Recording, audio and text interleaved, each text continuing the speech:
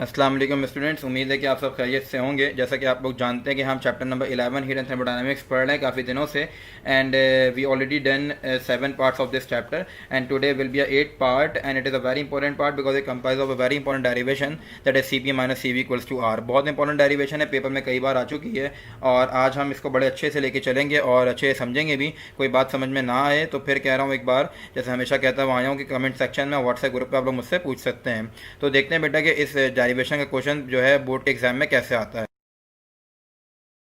आपके पास जो कुछ इस तरीके से आता है कि proof that the difference of molar specific heat capacity at constant pressure and at a constant volume is equal to the universal gas constant.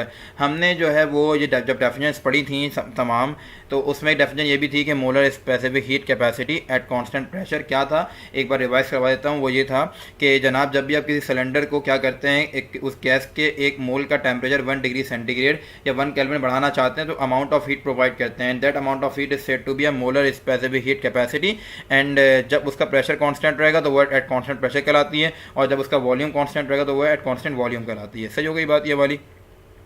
अच्छा, इन दोनों का जो molar specific heat capacity at constant pressure और constant volume का जो difference है वो बराबर किसके होता है? बेसिकली यूनिवर्सल गैस कांस्टेंट के बराबर होता है। और आप जानते हैं कि यूनिवर्सल गैस कांस्टेंट क्या होता है? कैपिटल आर से रिप्रेजेंटेशन होती है उसकी। और इन सिंपल इक्वेशन सवाल पेपर में ऐसे भी आ सकता है कि proof that C P minus C V equals to are.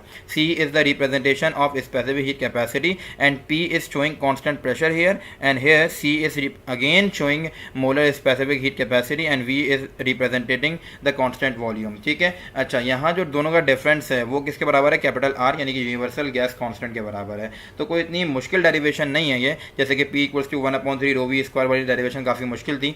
तो आइए बेटा इस डेरिवेशन का आगाज़ करते हैं कि हम किस तरीके से इसको स्टार्ट करेंगे। अच्छा बच्चों, सबसे पहली बात तो ये कि हमारे पास जो है वो दो कर्व हमने कंसीडर किए प्रेशर एंड वॉल्यूम एक्सिस के इन बिटवीन। ठीक है। ये दोनों कर्व्स कौन से वाले हैं? जब हम ये बात जानते हैं, जब हमने आइसोथर्मल प्रोसेस पढ़ा था तो वहाँ पे ये कर्व हमारे पास आए थे, कुछ ऐसे कर्व से। इसका मतलब क्या था कि प्रेशर की वैल्यू भी चेंज हो रही है और वॉल्यूम की वैल्यू भी जो है वो चेंज हो रही है। ठीक है।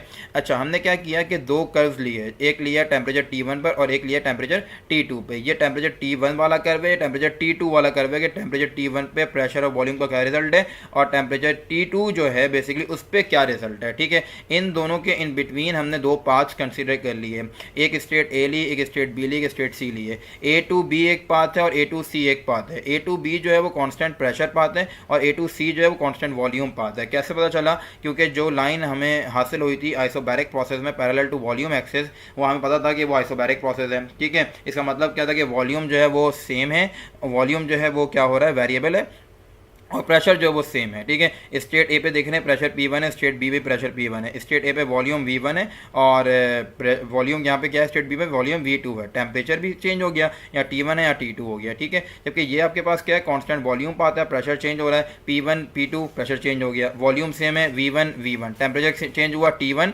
T2। आई होप सो कि ग्राफ समझ में आ गया होगा। जो पूरा ग्राफ एक्सप्लेन किया है उसकी वर्डिंग्स ये लिखी हुई है। ठीक है। कि दो टेम्परेचर लिए, स्टेट ए वाला T1 है, स्टेट बी वाला क्या है तुम्हारे पास? T2 है। ठीक हो गई बात ये वाली। अच्छा, दो पार्ट्स हैं, एक ए टू बी पाथ है और एक ए टू सी पाथ है। A to B part is constant pressure path and A to C path is constant volume path. So first of all you are supposed to write the heading of constant pressure, that is A to B path। तो डालते हैं heading बेटा। अच्छा, heading डालने के बाद आप लोग क्या करेंगे? जाहिर है कि यहाँ पर प्रेशर जो है कांस्टेंट है, वॉल्यूम चेंज हो रहा है। इनिशियली वॉल्यूम जो है वो V1 था और फाइनली वॉल्यूम क्या हो गया? V2 हो गया। So the change in volume is delta V and delta V is equals to V2 minus V1। You already know about it. ठीक है। अच्छा, आइसोबैरिक प्रोसेस है। कैसे आइसोबैरिक है? क्योंकि हम कांस्टेंट प्रेशर की बात कर रहे हैं, तो कांस्टेंट प्रेशर में वर्क डन तो होता है ना, और वर्क डन हम क्या कर आए थे? क्या फाइंड आउट कर आए थे? आइसोबैरिक में delta W equals to P delta V find out करके आए थे। ठीक है बेटा। अब टेम्परेचर भी चेंज हुआ है, तो हम जानते हैं इनिशियली टेम्परेचर जो है वो T1 था एंड फाइनली टेम्परेचर T2 हो गया। So the change in temperature is equals to T2 minus T1, right. अच्छा, जो हमने अमाउंट ऑफ हीट प्रोवाइड किया है कांस्टेंट प्रेशर पर, वो दो काम करेगा। क्या करेगा? एक तो इंटरनल एनर्जी चेंज करेगा, दूसरा वर्क डन करवाएगा। एंड जब भी हीट जो है वो दो काम करे, इंटरनल एनर्जी को चेंज करवाए और वर्क डन करवाए, तो according to first law of thermodynamics the mathematical representation of this scenario is delta Q is equals to delta U plus delta W. Delta Q is the amount of heat at constant pressure, delta U is internal energy and delta W is the work done by the piston. And then the value of delta W is P delta V. Then we are supposed to write the value of delta W is P delta V. ठीक है. अच्छा, उसके बाद क्या हुआ कि and the value of delta Q is NC delta T. हम जब चैप्टर स्टार्ट हमने लिया था तो वहाँ पे हीट के फॉर्मूले पढ़े थे 3. वहाँ पे मोलर स्पेसिफिक हीट का फॉर्मूला क्या था? NC delta T था. कांस्टेंट प्रेशर की बात कर रहे हैं इसलिए यहाँ भी P लिखा हुआ है, यहाँ भी P लिखा हुआ है. And the value of delta W is P delta V. So we are supposed to substitute the value of delta Q and delta W as well. Now this equation becomes, so the equation is delta NCP delta T is equals to delta U plus P delta V. We require three things, means CP, CV and R. Here we get CP, but अब हमें क्या चाहिए? R चाहिए. ठीक है, जाहिर है कि CV तो हम मालूम कर लेंगे कहाँ से? कांस्टेंट वॉल्यूम पाथ से हम वहाँ पर मालूम कर लेंगे. बेसिकली यहाँ ज़रूरत किसकी है? R की ज़रूरत है. डेल्टा V आ रहा है और R हमें कहाँ से मिलेगा? डेल्टा V को हम क्या, इस पूरे टर्म को हमने क्या करना है? रिप्लेस करना है कैपिटल R से. अब कैपिटल R कहाँ से लेकर आए हम जानते हैं कैपिटल R होता है बेसिकली क्या है कि गैस कांस्टेंट होता है. गैस कांस्टेंट है तो हमारे जहन में फौरन से आनी चाहिए गैस जनरल गैस इक्वेशन. वो क्या होती है हमारे पास? PV इक्वल्स टू nRT होती है. We have two states. At state A volume is V1 and at state B volume is V2. So if we want to apply general gas equation at state A, then the equation will be PV1 equals to nRT1, because at state A the temperature is T1 and at state B the volume is V2. So the general gas equation become PV2 equals to nRT2, right? And if we want to get the delta V, then we are supposed to subtract equation 2 from equation number 1. Then the answer will be PV2 minus PV1 is equals to nRT2 minus nRT1. Here in this step P is common on the left side and NR is common on the right side. Then we are supposed to take common P from left and NR from right side. ठीक है. अच्छा, उसके बाद क्या हो जाएगा कि जब आपने कॉमन ले लिया तो in brackets V2 minus V1 बचेगा. यहाँ पर in brackets T2 minus T1 बचेगा.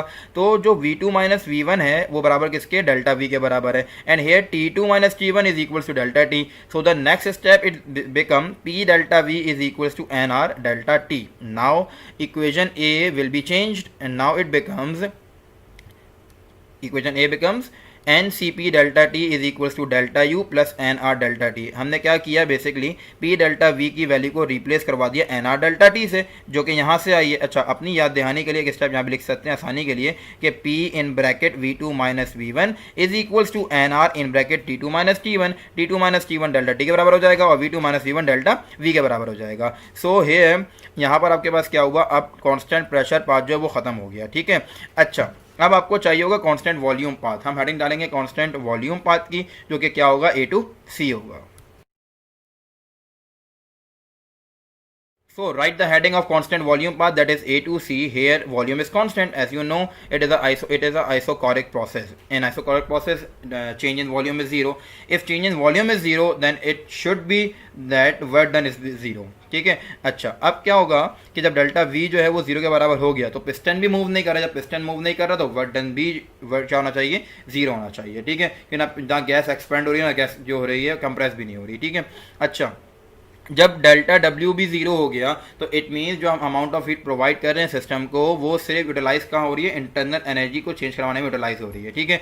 So now the according to first law of thermodynamics, the scenario will be delta Q equals to delta U plus delta W, and if we know that the value of delta W is 0 because volume is 0, that's why.